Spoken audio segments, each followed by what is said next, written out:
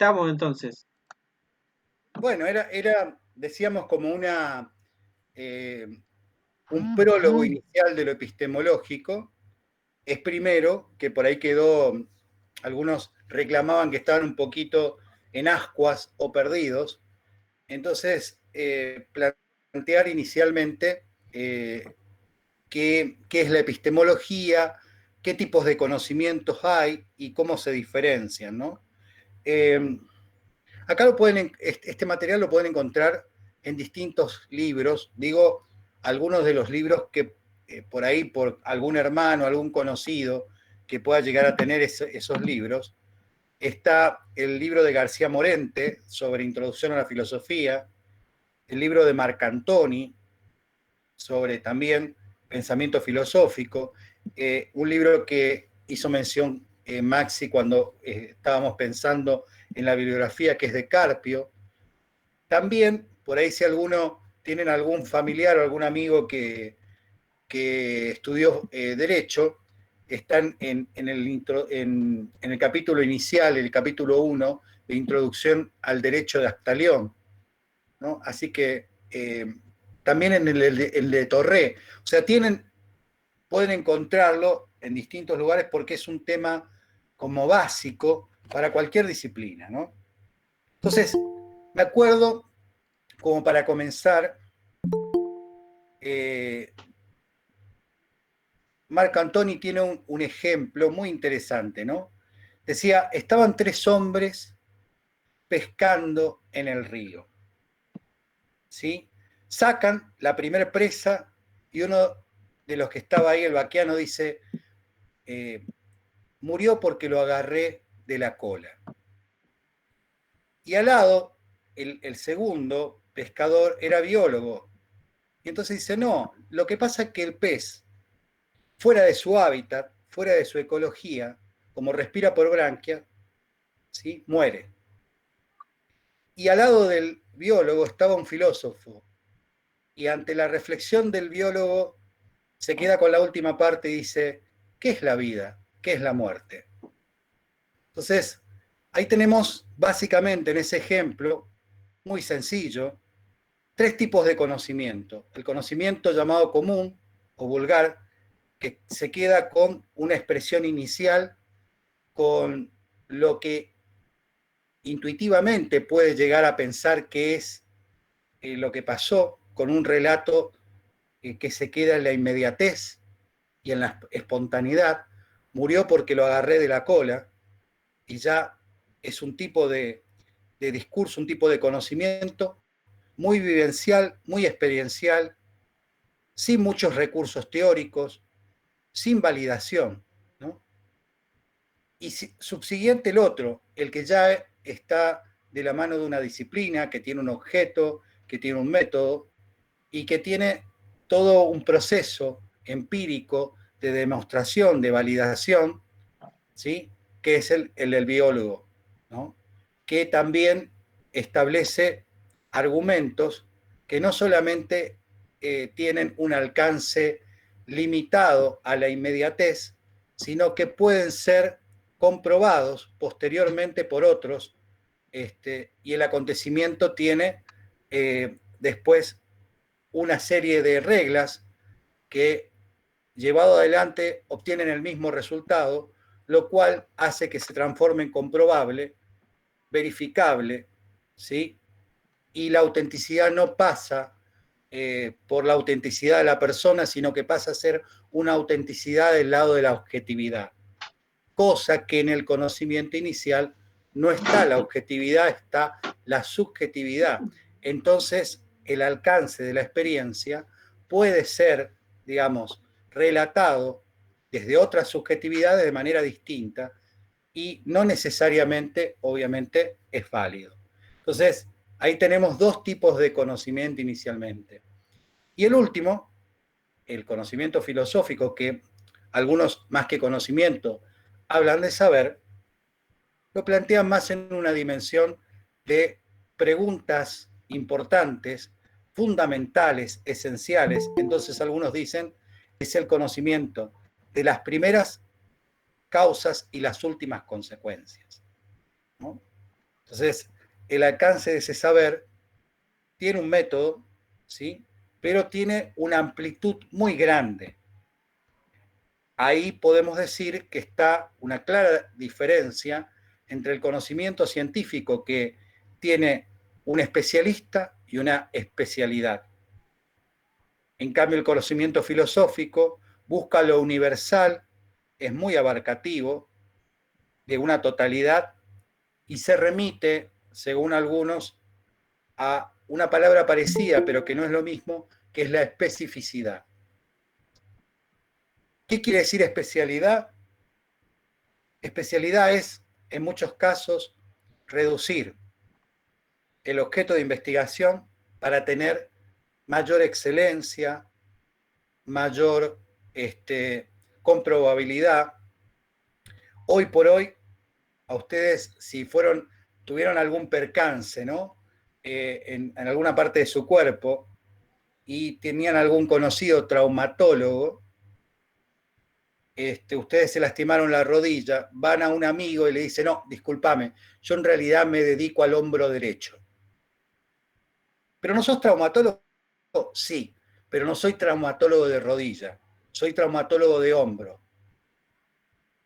La ciencia, a medida que ha pasado el tiempo, se ha hecho más específica y más reduccionista para supuestamente tener mejores logros. O sea, no sé si en esto fui muy rápido, pero les tiré una primera impronta de diferencia. Si vamos entonces a plantear cómo estaría compuesto, según ustedes, qué palabras podríamos ir en nuestro apuntecito, que uno tiene que ya aprender que es necesario ir escribiendo. Hoy por hoy podemos hacerlo tecleando, pero también yo suelo usar todavía el papel y el lápiz o el papel y la virome al lado, como para ir haciendo un cuadro comparativo. El conocimiento, entonces, vulgar, mal llamado, vulgar por la idea de vulgo, que sería el conocimiento común, ¿no? Que también después nos lleva a ver qué pasa, porque se mezcla muchas veces el conocimiento común con el científico. ¿En dónde? Por ejemplo, ¿alguno de ustedes conoció algún chamán, algún médico brujo o de alguna tribu o de algún pueblo originario, que son los que, por ejemplo, en los guaraní o los H. Guayaquí, ¿no? Que saben qué puede, eh, no sabemos cómo, pero saben qué tipo de raíces o qué tipo de hojas de tal planta puede producir determinada cuestión. Hoy se usa, hoy se conoce, muchos que por ahí tenemos familiares de campo adentro, este, cuando tenemos esas ingestas indebidas de alcohol, tengan cuidado con eso, muchachos. ¿Qué te dice la abuela? María la Negra, ¿no? O, digamos, algún tecito combinación que más de alguno de ustedes seguro que ha pasado por ese momento poco feliz, el posterior, digamos, del momento feliz. Mientras está bebiendo, no creo que sea, aunque hay algún borracho llorón, alguno que le cae de distinta manera, pero en la posteriori siempre aparece alguna abuela, algún abuelo que tiene esa receta mágica de recuperación que viene por tradición oral, no está escrita, hay una tradición oral, hay un relato que acompaña que a tu tataranieto, a tu tatarabuelo, perdón, ya le sirvió, que no sabe cómo, pero sabe que con María la Negra y una hojita de, de mandarina, de hoja de mandarina, digamos, ya esa combinación te sirve, digamos, para que no te reviente el hígado y te recuperes un poquito, digamos, ¿no? ¿Y qué ha pasado a formar o a por ahí a relacionarse también? con el conocimiento propiamente científico, si se quiere, a partir de lo que sería la medicina natural hoy, digamos, a partir de experimentación botánica, es decir, Exactamente. examinar las propiedades de cada uno de esos elementos de la ¿Cuál es la naturaleza. diferencia? Ahí entra una disciplina a jugar parte con, o sea, ya con elementos, con método, objeto, validación, comprobación, se establecen leyes, se articulan leyes, entonces eso se deja de ser un conocimiento común que solamente hace uso de una tradición oral para que también tengamos elementos escritos como un libro que nos diga para qué sirve esa hoja y cuáles son las propiedades de esa hoja. Y eso ya entra dentro de otro orden que ya estaría dentro del orden de lo científico. De igual forma, muchos de esos conocimientos pasan por el laboratorio y nos salen más caro en una pastilla que hacernos un tecito de María la Negra, digamos, ¿no? Porque el laboratorio, que también termina siendo un poder económico, beneficio para unos pocos, no deja de estar del lado propiamente de una cuestión natural para pasar a ser una cuestión no solamente cultural, sino del orden científico. Ilse, Sí, entonces, si hay un conocimiento que es o que resulta vulgar y otro conocimiento que resulta ser científico, ¿quién le da la característica o la validación, mejor dicho, como vos dijiste, de cientificidad? ¿Quién dice esto es científico, esto no es científico? qué buena pregunta. Bueno, ahí nos habilita para incorporar un autor que está en esa cosa llamada ciencia que me dijo Maxi que incorporó, que es Thomas Kuhn, ¿sí? Él que hace historia justamente de esta pregunta, se la hace él y hace historia de la ciencia y ve la importancia de la comunidad científica. O sea, que hay un grupo de gente que va a decir qué es y qué no es científico. Con lo cual, acá hay un grave problema que le ha pasado, por eso yo le decía la vez pasada, a Hipatía o a otras personas, ¿sí? Que argumentan un conocimiento, buscan una validación teórica, pero se anticipan a su tiempo y no tienen una comunidad científica que los avale. Y si no tienen una comunidad científica, fíjense qué cosa rara, ¿no? No tiene el valor de ciencia, no tiene el reconocimiento. Entonces, es importante esto que nos adelanta Thomas Kuhn, de que hay una comunidad con una política determinada que va a establecer qué es válido y qué no es válido. O sea que no basta, es necesario, pero no suficiente, todo un proceso de validación teórico y práctica para que sea reconocido en un tiempo determinado como ciencia, tiene que existir una comunidad científica que lo vale. Y ya que hoy, al comienzo de la grabación, nos preguntamos sobre el deseo y salió el nombre de Freud, podemos ver la astucia de este buen hombre, que en su época existían dos comunidades que validaban el conocimiento. Uno era la Facultad de Letras y Filosofía y el otro la Facultad de Medicina. Freud, que no era un caído del catre, y que para más, recordemos, de condición judía, en una época y en un lugar que no era como ahora, ¿sí? Y anterior al inicio de la guerra mundial, de la Segunda Guerra Mundial, de nuestro amigo Hitler, en un momento muy particular, él se percata que necesariamente ninguna de esas dos comunidades iban a reconocer este nuevo conocimiento, esta nueva ciencia llamada metapsicología en ese primer momento. Y entonces, ¿qué hace este hombre astuto? Arma una comunidad paralela a estas dos comunidades con gente que en su gran mayoría era de condición judía, que era el famoso grupo de lectura de los miércoles. Entonces, al no encontrar esta referencia, él, de manera muy astuta, antes de que lo conozca Thomas Kuhn, porque Thomas Kuhn es mucho más adelante, él se percata de esta cuestión del poder en las ciencias y arma una comunidad paralela, ¿sí?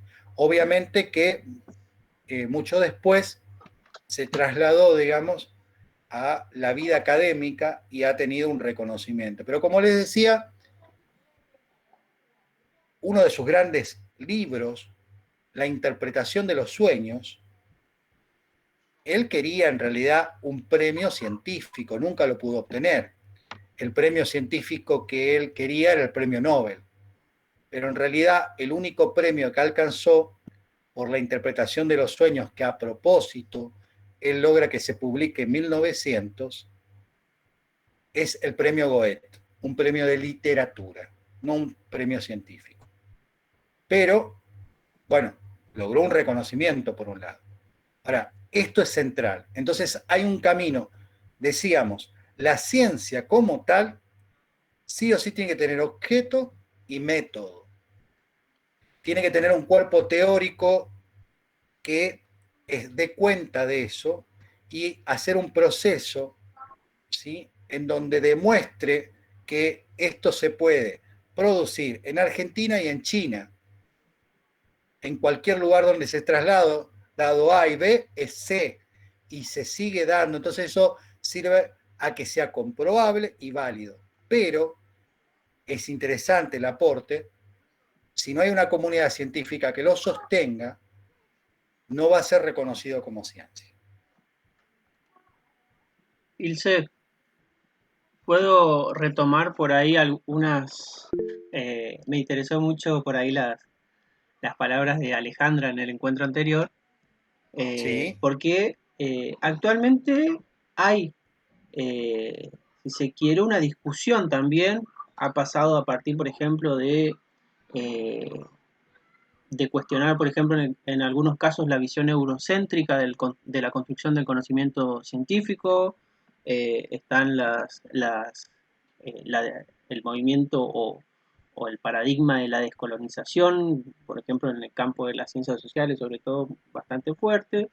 Eh, También me parece que el descubrimiento, si se quiere, del inconsciente ha puesto en duda una cosa que no estaba en duda, digamos, durante mucho tiempo atrás, que tenía que ver con que, pensar si realmente hay algo que se pueda conocer y si ese conocimiento es permanente, es objetivo.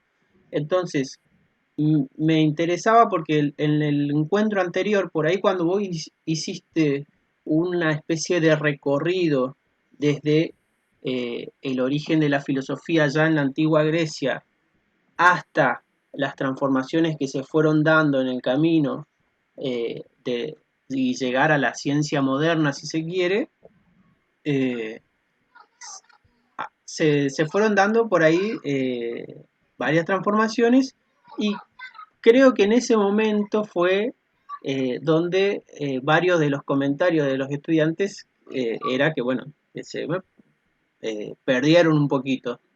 Entonces, no sé si, al menos que alguien quiera consultar algo que me parece, quisiera pedirte, digamos, si podemos hacer un recorrido así muy, muy sencillo de este proceso, es decir, si hablamos del conocimiento vulgar, podemos pensar que nace con los seres humanos, pero si hablamos del conocimiento filosófico, ¿a partir de cuándo? Y si hablamos del conocimiento científico, ¿a partir de cuándo? Upa, bueno, pequeña preguntita así Siempre, como, siempre doy muchas vueltas yo para mis preguntas. bueno, vamos a tomar dos palabras, ¿sí? Básicas para anotar. Una sería mito y la otra sería logos, ¿sí? Y nos remitimos fundamentalmente, no por casualidad, a la Grecia antigua, de los clásicos, de los primeros pensadores. ¿Y por qué la Grecia y no, por ejemplo, el pueblo judío que tenía, digamos, una impronta, pero que estaba muy identificado, digamos, con un discurso más bien religioso y una teología, digamos, más que está presente obviamente en todo lo que es el Antiguo Testamento, todo lo que es el Éxodo, el Génesis. Entonces, la pregunta por la causa primera, el pueblo judío, digamos, lo respondía en cierta medida a través de Yahvé o Jehová. En cambio, estos pensadores, más allá de tener una cantidad de dioses, trataron de preguntarse, ya no, o sea, y conseguir una respuesta que no sea desde el lado de lo religioso o desde el lado del mito, sino desde el uso de la razón. ¿Sí? Entonces, por eso, la palabra mito, ustedes saben que tiene que ver con este uso de una cierta fantasía discursiva que, digamos, remite a un orden más bien de una cierta creencia. ¿Sí? Logos, en su palabra inicial, quiere decir razón, coherencia, sentido. Y si viene de la palabra derivada lehem, quiere decir palabra. ¿Sí? Entonces, la respuesta inicial del mito, por ejemplo, por decir, hagamos algo burdo, pero para que se entienda, ante el fuego se transformaba lo inexplicable en el dios fuego. ¿Sí?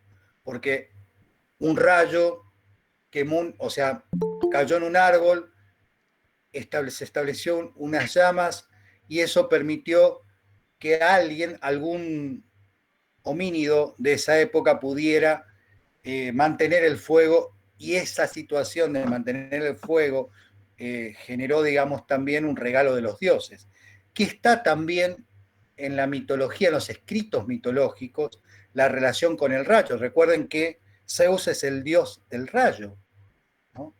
Y hay todo un relato que también es esa literatura de ficción. Hoy lo llamamos ficción, pero esa literatura de ficción de cómo fue creada las cosas, cómo fue creado el mundo, ¿sí? Fíjense que lo que llamamos el camino del logos en la filosofía de los llamados en los libros presocráticos, ¿sí? Va a estar de la mano de logos, pregunta por, ¿y todo esto cómo fue creado? ¿Cuál es la sustancia primera? Entonces, estos primeros pensadores comenzaron a hablar de lo que se llama arché o arjé, sustancia primera, ¿no? Y esta sustancia primera para algunos fue el fuego, para otros el agua, para otros el apeiron, que es como el despelote, ¿sí? Para otros fue los 4 elementos. Para Heráclito, ¿sí? Que es alguien que se ha retomado en estos últimos tiempos, es el movimiento, ¿no? Pero lo interesante es que hubo un grupo de personas en un lugar determinado, con un contexto determinado, que trataron de dar una respuesta argumentativa al porqué, a la causa primera y al primer objeto o la sustancia primera, más que objeto, perdón, la sustancia primera llamada Cheuargé. Esto genera una primera distancia entre el orden del mito, que es como un relato ficcionado, imaginado, fantasiado, y lo que va a ser un relato teórico. Y ahí aparece, decíamos, arché quiere decir sustancia primera. Logos, decíamos, etimológicamente quiere decir coherencia, razón, sentido, y si viene del egein, quiere decir palabra también. Aparece esto que está en los primeros filósofos, que es el teoros. Y el teoros es el que hace teoría. ¿Saben qué quiere decir la palabra teoría? Teaorao. Poner los ojos en aquello digno de ser visto. Eso quiere decir la palabra teoría. Poner los ojos en aquello digno de ser visto. ¿Y quién es el teoros? El que señala lo digno de ser visto. Ahora, a su vez, después, en la modernidad se disputa la diferencia entre teoría y práctica, pero en ese momento es una vivencia, una experiencia, una dinámica conjunta entre lo que hoy en la modernidad se llama teoría y práctica, porque es una vivencia, una experiencia de poner los ojos en lo digno de ser visto. Y tengan en cuenta qué interesante y no es casual, que lo primero que se pone en juego en este camino es la visión. Ver. Después llegará la famosa frase, ver para creer, ¿no? Pero teoría está relacionado con la vista, con lo que veo, ¿sí? Y ahí en este camino inicial aparecen, digamos, estamos haciendo lo que sería ir en quinta por la historia de la filosofía, ¿no? Vamos a hacer un salto. Tenemos los presocráticos, que les decía yo, que son varios, Anaxímenes, Anaxágoras, Anaximandro, ¿sí? Tales de Mileto, que es uno de los 7 sabios de la Grecia antigua. Tenemos todos esos personajes que están en una pintura famosa, ¿no? Donde en el centro están caminando justamente Aristóteles y Platón, y alrededor están todos los filósofos, ¿no? Fantástica, ¿sí? El pórtico, esa pintura, digamos, que ustedes pueden ver toda la serie de filósofos, y que también está Hipatía en ese cuadro, la primer filósofa mujer. Entonces, en esta primera escena decimos, la pregunta es una pregunta cosmogónica. El logos lleva a una pregunta cosmogónica. ¿Saben qué quiere decir la palabra cosmos? Es obviamente opuesto al caos. La palabra cosmos quiere decir un todo ordenado y armónico. O sea, que el logos necesariamente lleva, a través del sentido de razón y coherencia, a organizar el caos, a encontrar un sentido. Decir, bueno, ver el universo y decir, esta obra debe tener un arquitecto, y argumentar esa arquitectura. Entonces, ahí tenemos palabras, ¿sí? Logos, teoría, cosmos, cosmología, logía en todo, porque van a encontrar la palabra logía en muchas cosas de acá en adelante, es estudio o tratado. La palabra logía es estudio o tratado. Entonces, cosmólogo, lógico, cosmológico, es el estudio o el tratado de ese todo ordenado y armónico, del universo. ¿Qué quiere decir la palabra universo? Versus uno, de lo múltiple a lo uno. Entonces ahí tenemos varias palabritas para incorporar a nuestro glosario. Logos, logía. Logos, ¿sí? Razón, coherencia, sentido. Logía, ¿sí? Tratado, estudio. Cosmos, todo ordenado y armónico en oposición al caos. Cosmogonía o cosmogónico es el estudio, y agrupa también a este grupo inicial llamado presocráticos de filósofos, o más bien científicos o pensadores, ¿por qué no? Del comienzo de la Sisis, ¿sí? Entonces, ese es el primer momento en donde se separa el pensamiento mítico y aparece un pensamiento diferente, que es el pensamiento filosófico, y ahí aparece esto de la teoría, ahí aparece esto de la argumentación. Entonces tenemos un primer momento. Filosofía, ya saben ustedes, en sí, y tiene mucho que ver con esta pregunta inicial que había hecho del orden del deseo. Filósofo es el amante del saber, ¿no? Esa palabra filósofo, que es anterior a la palabra filosofía, primero aparece la palabra filósofo y después aparece la palabra filosofía. Esa primer palabra filósofo estaba el rey Leontas, que no es el rey León de los dibujitos, pero parecido, ¿sí? Seguro que tenía el pelo como el león. El rey Leontas le pregunta a Pitágoras Piliasa qué carajo hacía. Bueno, así no le dijo, le habrá dicho de una manera más amable. ¿Qué mierda haces vos de tu vida? ¿De qué se trata lo que haces? Porque yo te veo que estás boludeando, que tenés tiempo para pensar. No, momentito. O sea, ¿usted es un sabio? No. Yo soy filósofo. ¿Y qué pa' eso de filósofo? Le dijo el rey Leontas. Y entonces él le dijo, soy un amante del saber. Y ahí viene esta explicación que le da Pitágoras estaban las tres escenas en la famosa competencia típica de la Grecia, que era la Olimpiada, y que estaban algunos que participaban en el juego, en las Olimpiadas, otros que lucraban en ese momento, que eran los comerciantes, que ya había en esa época también, ¿sí? Y otros, muy pocos, de la totalidad, pero a la vez que iban a disfrutar lo que pasaba en ese momento y hablar de la situación de lo que pasaba. Entonces, el filósofo es ese, el que va como el hincha de River, ¿no? Que va siempre a la cancha y... No digo el hincha de Boca, ese ya no me voy a meter en...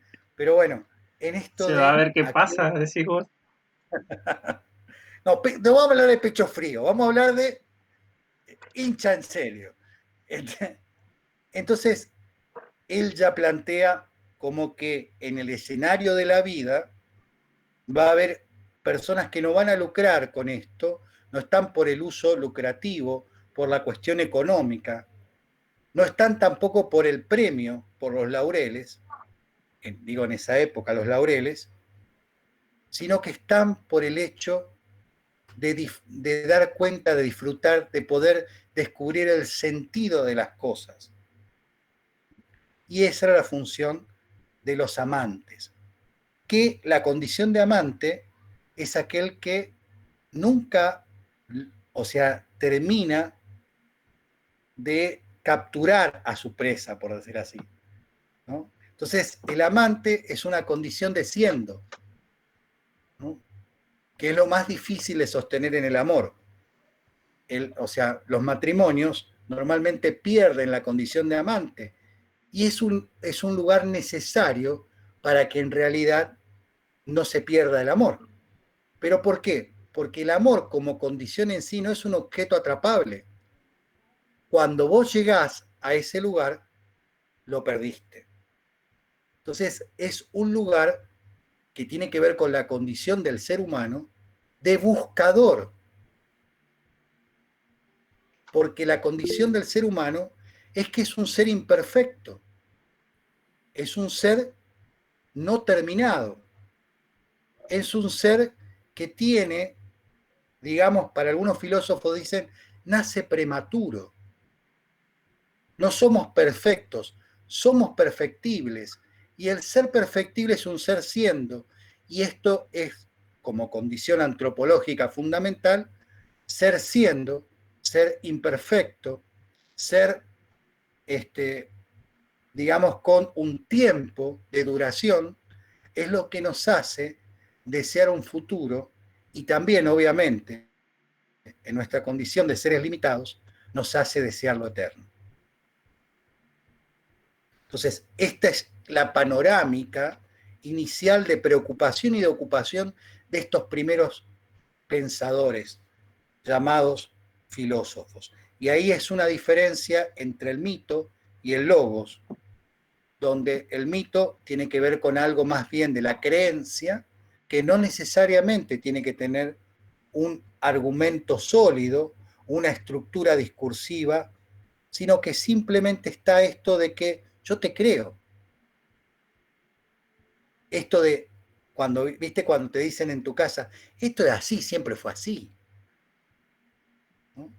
Tiene que ver con ese orden, con eso que no se cuestiona y que se establece desde un lugar de confianza en que es así. Obviamente que se lo estoy diciendo de manera simple, ¿no? Claro, claro. Te quería consultar algo. ¿Es también cierto que en la antigüedad había personas que eran consideradas filósofos y otros que no podían ser considerados filósofos? ¿Puede ser eso así? Siempre estuvo esta cuestión de los debates, porque ahí ya viene la famosa disputa que vamos a leer en los textos, que es entre Sócrates y los sofistas. ¿Sí? Y hay que tener en cuenta no lo que no es, sino lo que cada uno aporta. ¿Sí? Con los sofistas, que digamos eran los que plantean justamente la relatividad de las cosas, el que esté en movimiento y que la condición justamente del ser humano como un ser imperfecto hiciera que no pudiera decir las cosas de una manera, en un sentido de que ya está determinado y fijo, digamos, ¿no? Entonces hubo un grupo que se dedicó más a lo que hoy entendemos como retórica y oratoria. Retórica es reto, retar, discurso, en vez de con espadas, con la palabra, así como hace Moria Kazan, que tiene la lengua karateca.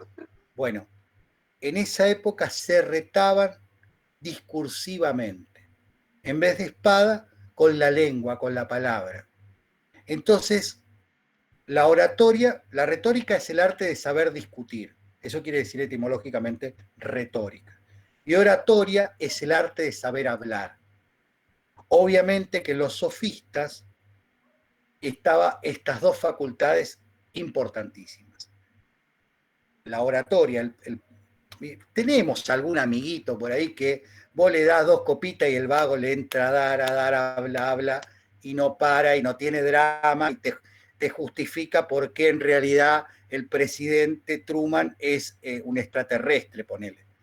Y capaz que le crees y todo. ¿Por qué? Porque tiene un arte de discursiar, de establecer nexo entre palabras que te persuade.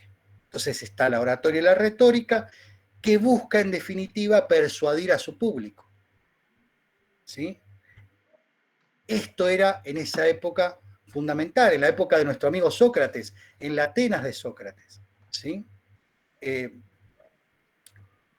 Y los que hablan después hacen historia de la filosofía, le ponen a estos artistas de la palabra sofistas de una manera peyorativa. ¿Sí? Sofista, ¿sí? Es como aquel que dice que sabe, ¿me explico?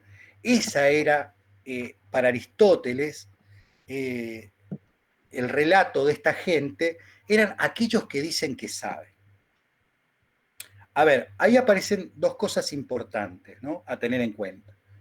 Para Sócrates había algo fundamental que dura hasta la Edad Media como elemental a tener en cuenta, que es el concepto de esencia. ¿Sí? Esencia. ¿Qué era la esencia? Es aquello que hace que esa cosa sea eso y no otra cosa. ¿Sí? Y por otro lado, que estaba presente en Sócrates la idea de los universales, de conceptos universales, que el tiempo, los lugares geográficos o demás, para Sócrates, para él, era que había conceptos universales, que no importa el tiempo, el lugar geográfico, eran inalterables, ¿sí? Cosa que a los sofistas les calentaba tres pedos, ¿sí? Porque para ellos el elemento central no era la esencia, sino el discurso. Y entonces, volviendo a este punto, la validación en los sofistas pasaba por el que tenía el discurso que se imponía. Entonces, discutíamos con Juan Marcelo, ¿no?, sobre un tema, ¿no?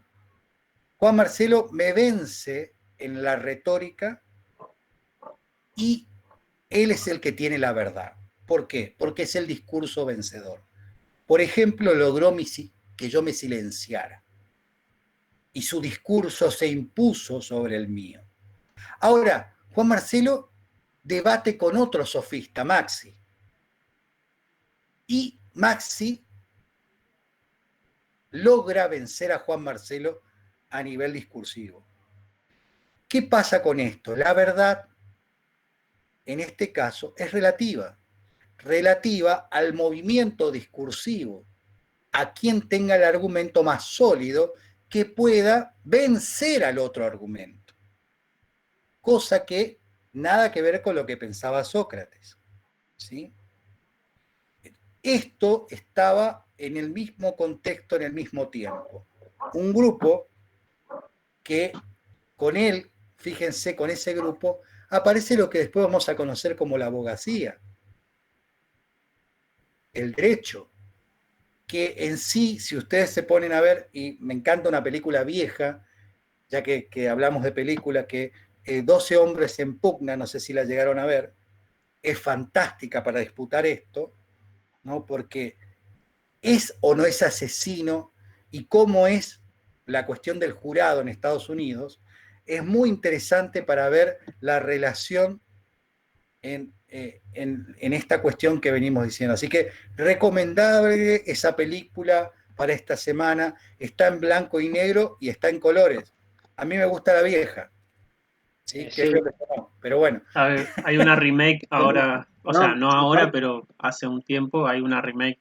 Nosotros hicimos un encuentro, en realidad un ciclo de cine acá con la gente de eh, no me acuerdo, un grupo de abogados también y el juez Víctor del Río que estaban hablando sobre, bueno, la instalación de los juicios por jurado. Entonces hicimos unos encuentros también con los estudiantes acá en la escuela, así que podemos pensar en algún momento, algún siglo, cuando tengamos por ahí la posibilidad de encontrarnos, algún ciclo de video, de debate, que puede ir armado. Me surgió esto recién, por eso me entrometo nomás. Sí, sí, está bien. Juan Marcelo, ¿qué ibas a decir? y que sí, yo durante mi formación de grado, yo la tuve en un espacio que se llamaba psicología social. Y bueno, entonces a partir de la película era determinar los distintos tipos de roles que se pueden evidenciar a través del debate del jurado, que es un grupo, ¿no es cierto?, de personas, 12 hombres. Bueno, y a partir de ahí tendríamos que ir, de acuerdo a las características de la conducta de cada uno de ellos, determinar cuál era el líder ahí de todo de los 12. Ah, claro, sí, sí. Está buenísimo, claro. Se puede utilizar la película para distintos, sí, analizar distintas problemáticas. Volviendo por ahí a la cuestión, los sofistas no tenían, hablando de problemas, el problema de la verdad. Para ellos, la verdad era una consecuencia del discurso que terminaba venciendo. En cambio, para Sócrates, que él pensaba que nosotros veníamos de otra vida y caíamos en esta, y él plantea que en esa caída a esta vida teníamos como una amnesia, ¿no? De ahí viene la palabra anamnesis, que son las preguntas que te hacen para recuperar esto que puede estar olvidado. ¿no? Entonces teníamos una amnesia, un olvido, pero en nosotros estaba esta esencia de lo eterno. Por eso también aparece la cuestión del alma, digamos, ¿no? Esta esencia de lo eterno. Entonces, de ahí en más, fíjense la diferencia. Por el lado de los sofistas, el camino es la oratoria y la retórica. Y por el lado de Sócrates, aparece esto fantástico que es el diálogo socrático, la mayéutica, que instala su didáctica como método, no tanto en la confrontación de afirmaciones, sino en la pregunta, el saber preguntar. Y Sócrates, que según decían para muchos es una idea de Platón, ¿sí? Un invento de Platón, no se sabe si verdaderamente Sócrates existió, algunos dudan de su existencia real. Sócrates, hijo de partera y de padre escultor, con su mayéutica, él hacía lo que hace el escultor con la piedra. Él ve una piedra y ¿qué reconoce antes de comenzar su trabajo? El alma de la piedra. Y él dice, en esta piedra ahí está la piedad, ¿no? La famosa imagen, ¿se acuerdan? ¿No? Él, antes de comenzar su trabajo, lo que hace es sacar las sobras, lo que sobra de la piedra, para dejar en evidencia, correr el velo, dejar en evidencia el corazón, el alma de la obra. Y también, esto por el lado del padre, y por el lado de la madre, es dar a luz, ¿no? Las preguntas, el método mayéutico daba a luz la verdad, el saber, el conocimiento que ya está en nosotros, pero está olvidado. Por eso se habla de un cierto innatismo en el conocimiento, en la idea de conocimiento de Sócrates.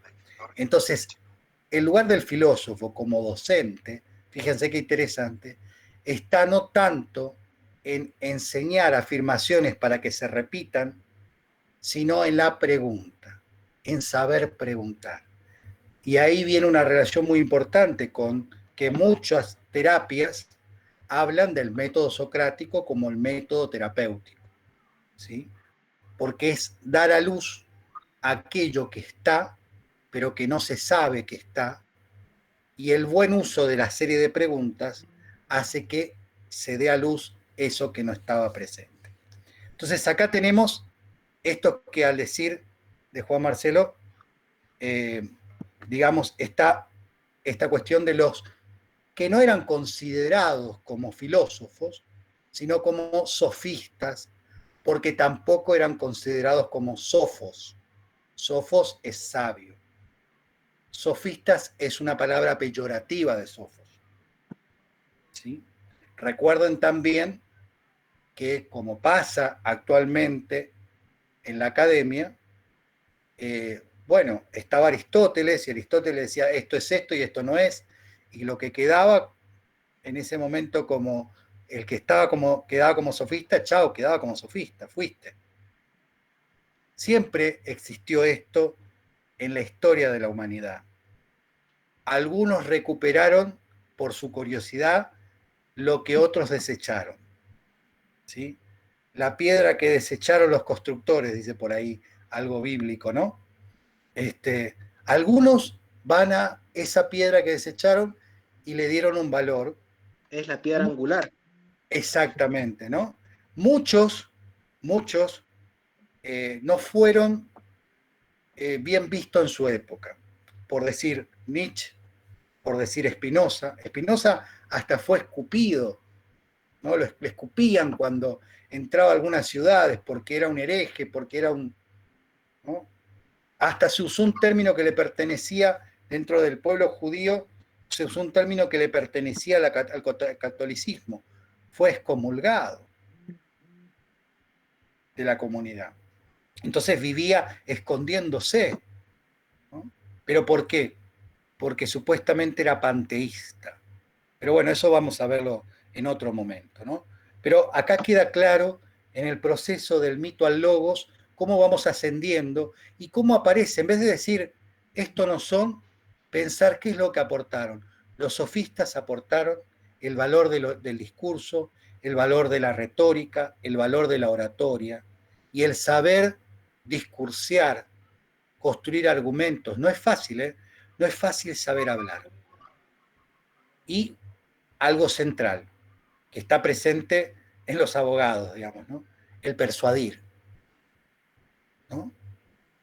El lograr persuadir al público, el lograr persuadir al juez, ¿sí? Pero no es si pasó o no pasó, ya eso quedó atrás, no es lo importante. Lo importante es hacer una estructura discursiva que persuada y logre imponerse como verdad. Cosa que, a diferencia de Sócrates, no es así. La verdad es una universal, Sócrates habla de verdad, y obviamente en el relativismo de los sofistas se habla de verdades. No sé si en esto básicamente se entendió, estamos haciendo un reconto muy... Sí, sí. Sí, Muy interesante. yo te estaba por acelerar un poquito Yo, para ver qué yo quiero pasa escuchar, Maxi. de ese momento en Maxi, adelante. eh, Como vos mencionaste también, bueno, que los árabes van a mantener cierto registro, digamos, de buena producción de este conocimiento, eh, que también el discurso de Platón va a estar presente por un buen tiempo, digamos, en lo que es el discurso religioso, si se quiere, pero bueno, también el peso que va a tener la iglesia durante lo que se conoce como la Edad Media, eh, y después apuntamos al Resurgimiento, a retomar Aristóteles, y encaramos para lo que sería la ciencia moderna, no sé si te parece. sí, Sí, Maxi, Juan Marcelo, ¿vos querías decir algo? sí, yo te quiero preguntar algo, y esto ya me dio como una curiosidad mía también. ¿Cómo definirías vos lo que es el alma? eh, eh, claro, lo que pasa es que entramos en un tema de ligación religiosa. Yo lo que te diría es, lo podemos dejar No, lo en veo otro día. pausa Sí, a sí, esa pregunta, sí, lo veo otro porque, día. digamos, nos conduciría a otro camino. Ok, Sí, sí, Interesante, interesante. sí, sí, Pero sí. por ahí podemos hacer después, en otra oportunidad, la diferencia entre teología y teodicea, ¿no? Que sería, la teodicea es parte de la filosofía y la teología es, como etimología, digo para que sepan, logía siempre es estudio o tratado. Teo es Dios, estudio o tratado de Dios. La teología lo hace a través de la razón y la revelación. Y la teodicea es solamente a través de la razón. ¿Está? Te dejo como una partecita para después seguir hablando. Listo, Yo mi creo hermano. que necesariamente el punto culminante para cerrar el día de hoy y abrir el próximo encuentro es el lugar que ocupa el nominalismo, ¿sí? El conceptualismo, un señor fundamental para el despelote que se va a armar después, que se llama Guillermo de Ockham, el ocanismo, nominalismo, ¿sí? Entonces, tenemos que plantear, digo, como para no perder al público y que se vaya a la mierda, tenemos que plantear que en todo este momento entre la academia y el liceo, les dejo dos palabritas también, academia, Platón, el liceo con los peripatéticos, ¿sí? Aquellos que aprendían caminando, Aristóteles, liceo, Platón, academia. Pero con esto hay dos palabras centrales que van a tener un sustento de recurso argumentativo a la verdad fundamental, que son esencia y sustancia. Esencia, decíamos hoy, es aquello que hace que una cosa sea eso y no otra cosa. Y sustancia, sustrato único e invariable. ¿Sí? Estos dos conceptos, y después me van a decir si Walt Whitman, y en la aparición de nuestro amigo, digamos, el profesor Keating, en la famosa película, ¿sí? ¿Saben de qué película estoy hablando? La Sociedad de los Poetas Muertos. Si no la vieron, es un clásico. El profesor de Keating le decía a sus alumnos, muchachos, las palabras pueden cambiar al mundo. ¿Sí? Entonces, estos dos conceptos, que eran la ligazón, el piso fundamental donde se basaba toda una filosofía, una sistematización de teorías, va a tener un problemita. Va a aparecer nuestro amigo mucho después, ¿no? de San Agustín y contemporáneo de Santo Tomás de Aquino, que es Guillermo de Ockham. ¿Sí? San Agustín, siglo V después de Cristo, Santo Tomás, siglo XII. San Agustín recupera a Platón, Santo Tomás a Aristóteles. Estoy haciendo algo muy acotado, me van a disculpar los profesores de filosofía, la historia, pero necesariamente como para que ustedes tengan un hilo conductor. La palabra esencia, la palabra sustancia, estaban muy asociadas al sostener una verdad, a sostener los conceptos universales, a sostener la permanencia. ¿Sí? Cuando Guillermo de Ockham pone en conflicto la definición de esencia, va a ser el momento crisis del cual nos habla Thomas Kuhn, crisis de paradigma para abrir el beneficio a otro momento de la ciencia. Por eso les digo, dejamos acá, como para no perdernos en estos relatos y que ustedes por ahí puedan también formular preguntas, si de lo que vimos se perdieron, estuvieron conectados, les pareció que el relato les fue útil como para ubicarse.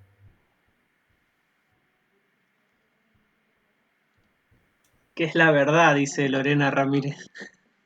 Otra, Bueno, otra esa es pregunta. la pregunta. Sí, claro, los filósofos se van a preguntar por estas cuestiones. La verdad, ¿qué es la verdad? ¿Sí? ¿De dónde venimos? ¿Cuál es el sentido de nuestra vida? ¿Sí? Todas esas preguntas primeras, las primeras causas y las últimas consecuencias van a ser la sede central de la filosofía.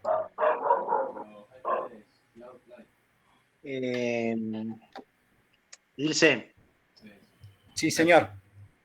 utilizando un poquito lo que vos dijiste al principio acerca de la ciencia, ¿no? Y acerca de la imperfección del hombre. Si la ciencia se mueve por un conocimiento que para ser validado tiene que ser objetivo, ese conocimiento es producido por un hombre que al mismo tiempo es imperfecto. ¿Es la ciencia verdaderamente objetiva? Bueno, ahí vamos a entrar a ver por qué algunos autores hablan de la ilusión de la objetividad, de la ilusión de la objetividad. Pero hay todos unos sociólogos y filósofos, por ejemplo, nuestro amigo Isidoro María Francisco Javier Augusto Comte, ¿sí? Que va a ser el padre del positivismo y va a plantear dentro del orden y progreso la idea de la objetividad como una base central del positivismo, ¿no? La ciencia va a caer en esta ilusión de que es posible la objetividad. Veremos después por qué es una ilusión, ¿no? Esta idea de copia fiel, ¿no? a decir de Denis Nabokov. Muy bien. Bueno, gente, no sé si más o menos por ahí colmamos las expectativas. Por ahí lo que yo le planteé a Ilse y que él también me sugirió era por ahí poder revisar esto que fue el inicio de eh, un espacio para plantear algunas cuestiones de epistemología, de conocimiento, de filosofía, pensar, digamos, y me pareció que eh, a partir del reclamo, si se quiere, y con justa razón de varios compañeros en el chat del encuentro anterior, eh, por ahí queríamos hacer una cosita más ordenada y cuando en el encuentro anterior se hizo por ahí un camino así muy rápido sobre Alborotado. la evolución del conocimiento en general, digamos, de la humanidad. Por ahí algunos se sintieron medio perdidos o abrumados. Eh, entonces la idea era hacerlo un poquito más lento hoy eh, y desmenuzar un poquito más aquello que habíamos iniciado en el encuentro anterior. No sé si alguien quiere preguntar, quiere sugerir, quiere hacer algún aporte. Un autor que me olvidé de nombrar, Problemas de filosofía, a mí me parece muy, yo creo que es para tenerlo, Osvaldo Alfredo Dalera, ¿sí? Problemas de filosofía, es de la editorial Salesiana, creo el libro, vale la pena.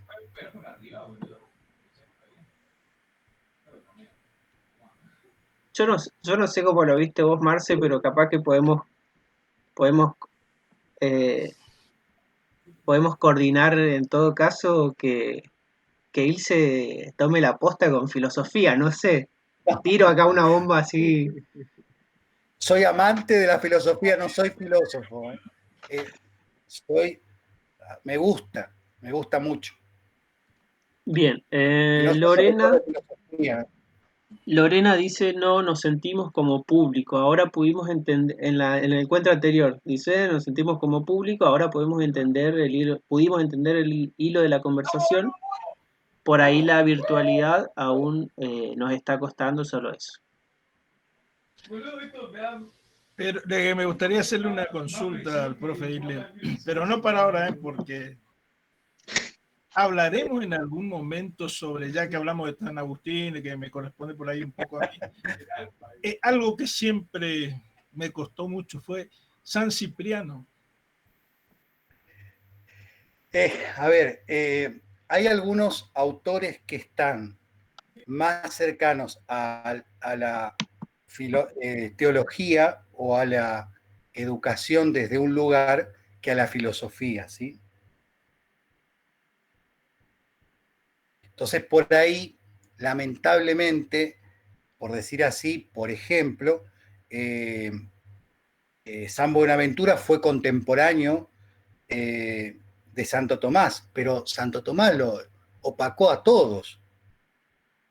Dicen que Santo Tomás era un bicho enorme, casi 2 metros, 1,90, y cuando, o sea, tenía una zapán impresionante y tenía como un semicírculo para ir a comer, viste, en la mesa, pero el tipo era tenía tantas cosas por transmitir que tenía varios escribientes, entonces mientras le dictaba a uno sobre un tema, iba después a la otra punta y le dictaba a otro sobre otro tema, tenía esto de que era un tipo insaciable, ¿no?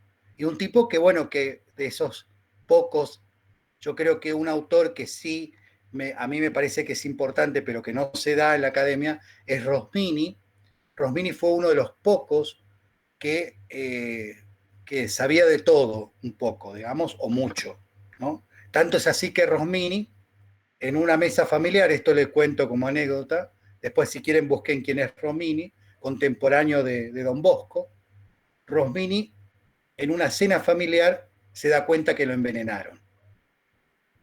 y él va a ser el antídoto para no morir, pero lamentablemente el veneno ya había ingresado y termina muriendo por el veneno, pero mucho más adelante, pero esto de lo que sabían de lógica, matemática, filosofía, literatura, los que en algún momento han sido llamados sabios, ¿no? Sofos, eran muy pocos. Hoy por hoy, como el abanico de las disciplinas, el conocimiento ha crecido tanto, no hay una posibilidad de que una persona humana, específica como nosotros, contemporáneos, pueda abarcar tanto conocimiento, entonces es imposible que exista ese sofos. En la época de los griegos era un tipo de conocimiento que había personas que podían alcanzar, ¿no? Hoy es imposible, es imposible. Así que, por lo pronto, yo creo que en una tertulia, con un asado de por medio, podemos hablar de los santos y demás, pero no entraría dentro de esta cuestión, salvo que sea algún concepto en particular que tenga que ver por ahí, ¿sí? Agustín, por ahí, por ese lado. Está bien, ok, gracias. ¿Algún voluntario más? ¿Alguna otra pregunta? Miren que la parte que se viene completa. No Esto es el sé principio. si alguien quiere. Encima veo, al único que lo veo a Agustín y a Ricardo. Los demás pusieron fotos, imágenes ahí, no sé si están o no están.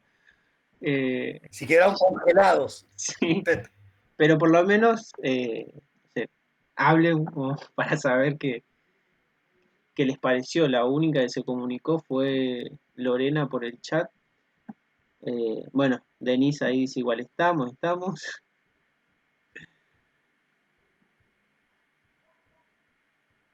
Acá estamos. Acá estamos.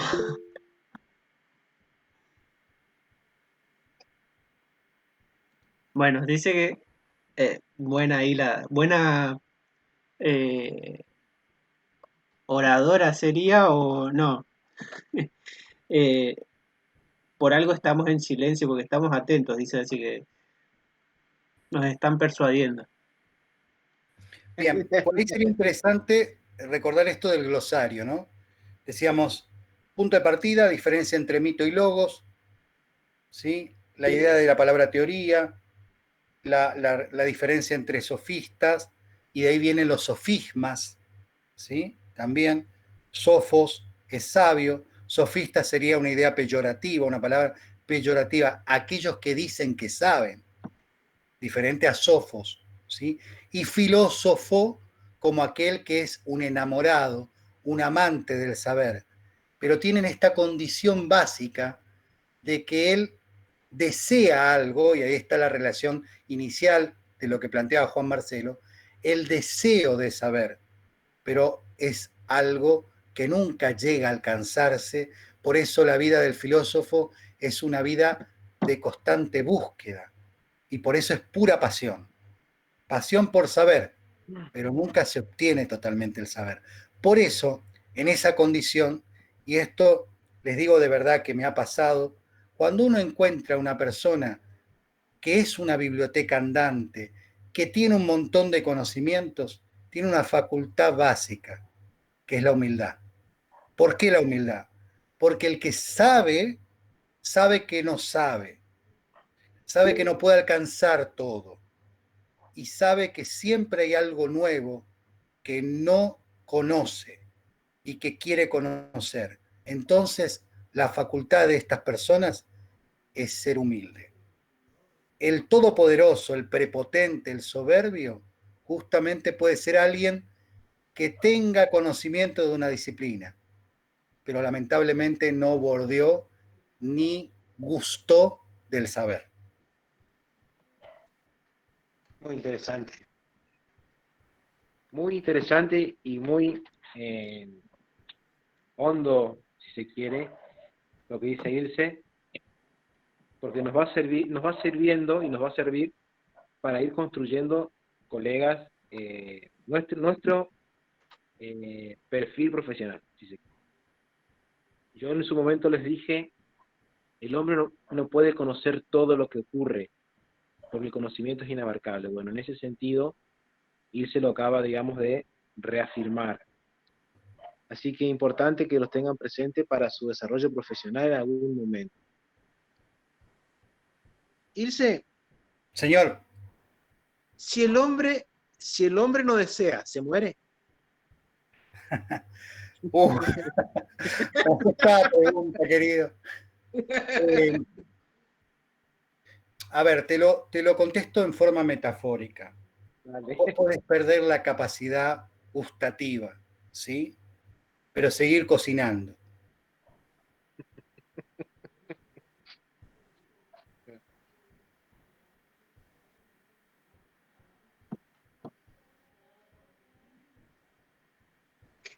Bueno, una, una cosita más, por ahí, volviendo a lo que decía Ignacio hoy, eh, piensen que gente como Sócrates, Platón, Aristóteles, tenía en cierta manera también cómo mantenerse, ¿no? No es que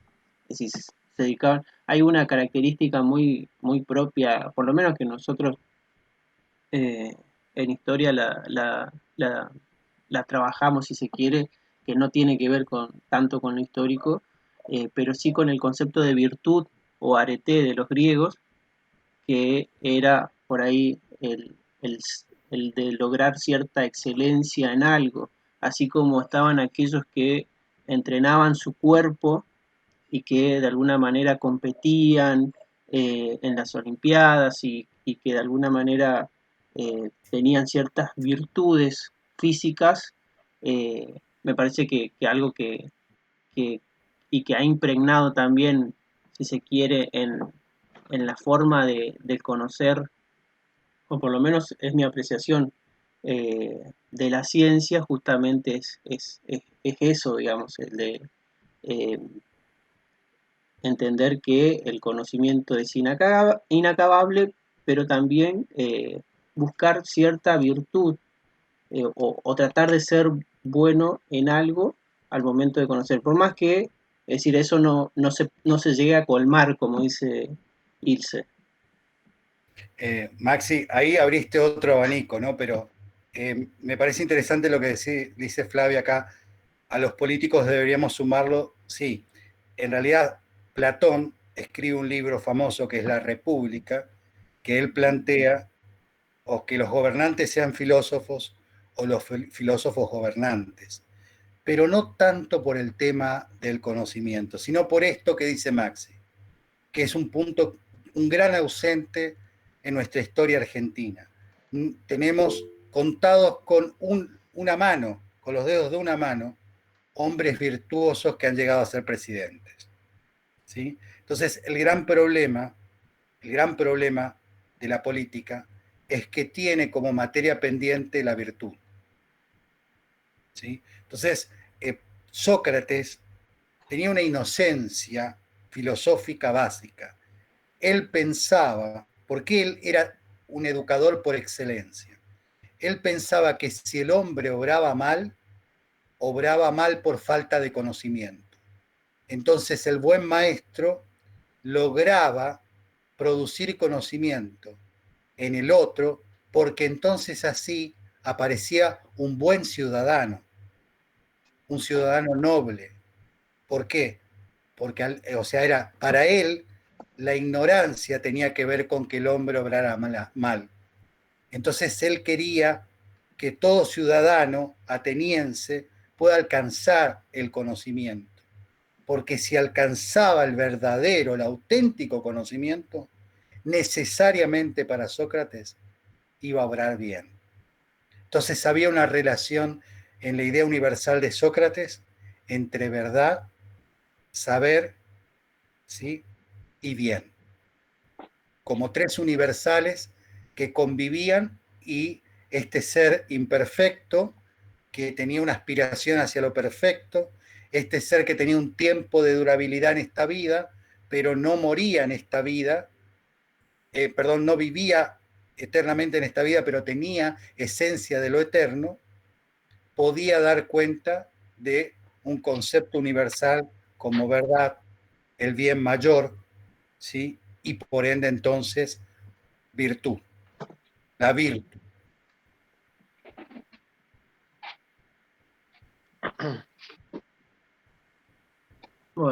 Bueno, me parece que estamos con esto Es por hoy. suficiente. Bueno.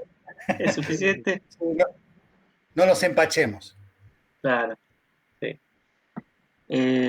Bueno, gente, en principio pensábamos hoy en la posibilidad de hacer un próximo encuentro el miércoles o el viernes. Al igual que ustedes, varios de nosotros también estamos con jornadas, habíamos iniciado las mesas de examen en auxiliar docente, así que estamos en un ida y vuelta toda esta semana también. Pero me parece que podríamos coordinar un encuentro. Marcelo, no sé qué te parece. Un próximo encuentro. Sí. Una cosa antes de que me olvide. Pues si no se me va a olvidar y te lo dejo ahí como... Hay en algún... No recuerdo en este momento, pero no debe ser uno, pero varios trabajos sobre la importancia de los cambios físicos en los homínidos, ¿sí? Con todo este proceso que fue la evolución del hombre, eh, en la cual se fundamenta, o la cual de alguna manera también supone ciertas formas de evolución en el pensamiento humano. Me parece que hoy charlábamos por el tema de charlar con Natalia en algún momento, podríamos incorporar algún encuentro sobre eso, sobre la influencia de esos primeros cambios en lo que fue la evolución hasta el Homo sapiens, y que han de alguna manera tenido como consecuencia evolución también en el pensamiento humano, no sé, digo. Es todo un tema. Hoy por hoy se está discutiendo justamente el evolucionismo centrado en la competencia y que lamentablemente ha calado hondo en el capitalismo, como sustento, digamos, del capitalismo, la competencia, y también en nuestras aulas, con el tema de la competencia individualista, de llegar a alcanzar una nota. Algunos se preguntan el por qué, por ejemplo, fallecieron los neandertales, aparecieron los neandertalenses, y los homínidos de otra línea se mantuvieron vivos. Algunos plantean no tanto la cuestión de la evolución por competencia o más apto, sino por cooperación. Y que si no observamos eso, es muy factible que ante estas situaciones de crisis mundial, si no habilitamos nuestro ser comunitario, no de competencia, sino de cooperación, no nos vamos a salvar. En vez de ser los que pasaron al frente, podemos llegar a ser neandertalenses, digamos, ¿no? Bueno, pero no agrego más nada, no pregunto. Otro tema. Bueno, confirmamos en todo caso mañana si hacemos el encuentro. Ahí ya hay gente pidiendo el viernes. Confirmamos mañana si hacemos el encuentro del miércoles o el viernes. ¿Te parece? Yo quiero revisar mi vida con los exámenes que tengo pendientes. Mucha gente que me está torturando. Si es para terapia, Maxi. No es para una materia eso, ni una jornada. Revisar la vida es más jodido, loco. No, bueno, la vida laboral nomás. Perdón. Bien. Bien, estamos entonces. Nos encontramos en la próxima. Bueno, que tengan buenas noches. Bien. Gracias a todos. Nos vemos. Bueno, nos vemos, Ilse. Chao, Maxi.